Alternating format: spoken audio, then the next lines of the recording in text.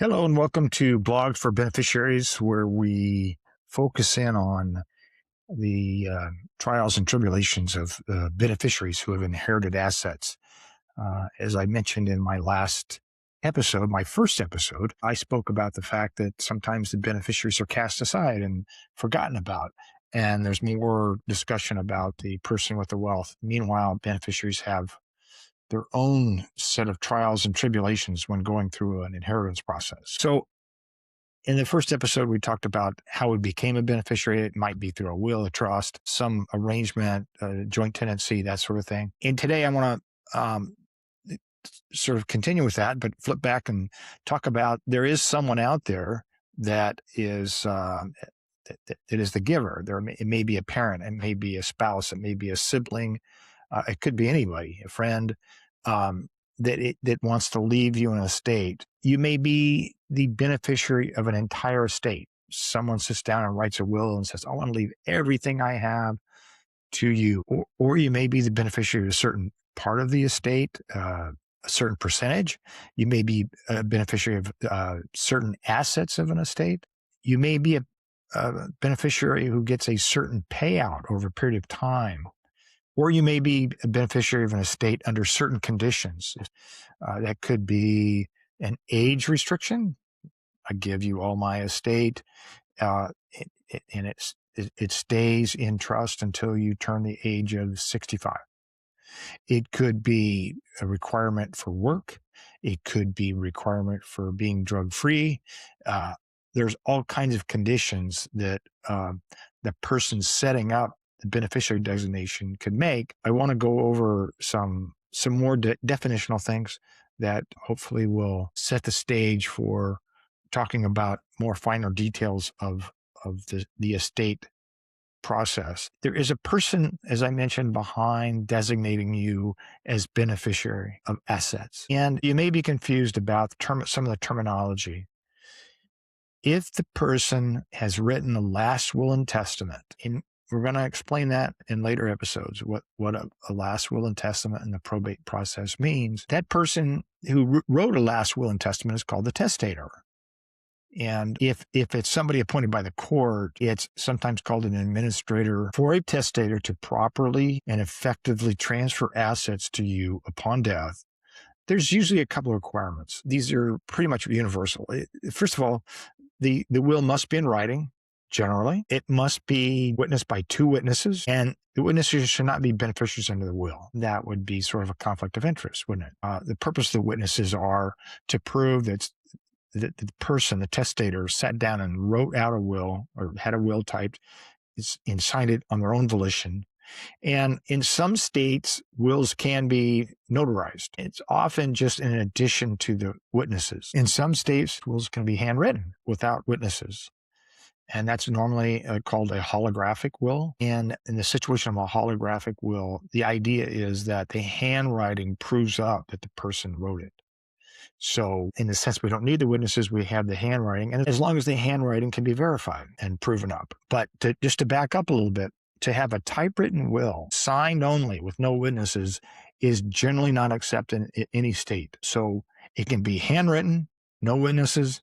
It can be typed up, signed, and witnessed and or notarized. Now, in most states, I think there's only 3 states that acknowledge verbal statements as being valid wills. So if somebody says that, hey, listen, I want you to have my estate, doesn't write it down, doesn't have it witnessed, doesn't have it notarized, doesn't have it authenticated in some other way, does not put it in their own handwriting, that's not going to be good. So if you think you're a beneficiary of an estate because of what somebody said, you're going to be sorely disappointed in most states. That is not to say, however, that verbal statements are not important. They can be important for evidentiary purposes.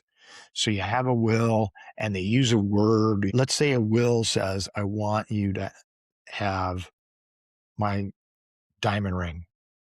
There may be some evidence, even verbal evidence, that indicates which diamond ring the will is talking about.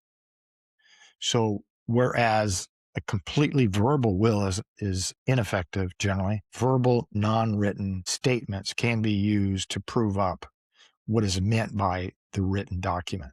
The executor is the person that the testator nominated to handle all these matters in the probate court to get you your inheritance. And that may even be you. You can be executor and beneficiary at the same time. So how about a trust? What do we call people in a trust? The giver in a trust. In a trust, the person who creates the trust is often called the trustor or settlor, sometimes called the creator or grantor, depending on the situation. Person who sets up in many other arrangements can simply be called an owner, the owner of the assets. So in a life insurance contract, it is often the insured. The person is called the insured, who normally is also the owner of the life insurance or annuity contract. That doesn't have to be the case, though. The insured does not have to be the owner of a life insurance contract. I can actually take out life insurance on someone else's life, and they're the insured. I'm the owner of that policy. And also there are trusts that can be owners of policies. But quite often the person applying for insurance is both the insured and the owner of a life insurance policy. Likewise, in retirement planning, individual retirement accounts, 401k plans, and any other type of retirement plan, the owner of the assets or the person putting the assets into the plan is usually just called the owner of that plan, unless and until they pass away, in which case the assets go to the designated beneficiary. Owners of assets can change beneficiary designations. So you go along and you see that your parent has named you as beneficiary in a will, a trust, a retirement account, and you saw that in writing. And then when mom and dad die, you find out that, gee whiz, it's your brother that was beneficiary of that estate. And you have to know that during life, the owner of an asset could do whatever they want with that asset. Next up is a joint tenancy. Joint tenancy is also sort of this ownership concept. Very different concept, though. When you put assets in joint tenancy, you are actually giving away ownership rights today. If I put assets in joint tenants, say with a child, I have given half of interest in the whole of that property with my child. So my child becomes a co-owner in all of everything in that property. So when you use joint tenancy, you have to be very careful to understand what it means. Yes, if everything goes according to plan, someone dies, and then the asset goes on to the surviving joint tenant by right of survivorship, all well and good. You've got to be careful with joint tenancy for several reasons, actually. And we'll talk about that more in future episodes. Then again, under this category of owners setting up accounts, we've got pay on death or transfer on death accounts. Pay on death accounts are usually bank accounts. Transfer on death accounts are often investment accounts. So POD or pay on death accounts. Someone goes into the bank and says, hey, I want to put a beneficiary designation on this account. When I die, give it to my son. That's easy. And that's what's kind of nice about POD is you don't lose any control over ownership, and it is completely revocable. You can change your mind. You can walk into the bank in a year and say, my son's doing okay. Now I want to leave it to my daughter. Change the POD designation. Likewise with transfer on death designations. You don't give up ownership rights. You just have beneficiary designation at death. The beneficiary walks in to the bank or the brokerage firm and says, hey, my mother died. Here's a death certificate. There's a certain waiting period sometimes. And give me the money. Give me the assets. Put the assets in my name. There are also some states that have real estate designation deeds, transfer deeds. So I want to go back to something I mentioned earlier, and that is that the owner, we're talking about the owners of the estate. These people set up estate plans. These people, or maybe they don't set up a estate plan. And that's what we call intestate succession, where you go into court and you say, hey, let's fight it out. They didn't leave any instructions on who gets assets. So you go into probate and there's a family tree structure generally that says who gets what. But keep in mind too, that the owner of an estate has the right to do whatever they want with their wealth. If it's theirs outright, they can do whatever they want. They can spend every last dime of it if they want. It's a joke in the estate planning world where you make the last check bounce. You spend everything down. Day before you die, you write a check and it bounces. And some people would suggest, hey, you've done good. But that means that there's nothing left for the beneficiaries. So keep in mind, they can do that. They can give things away to charity if they want.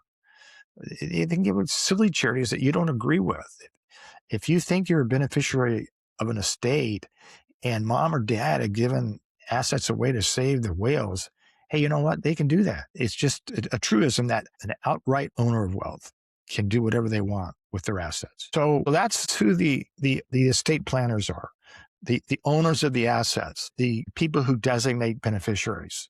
Just to review, it's a testator in a will who names beneficiaries and also names an executor to get assets to the beneficiaries. In a trust, it's the trustor who creates the trust.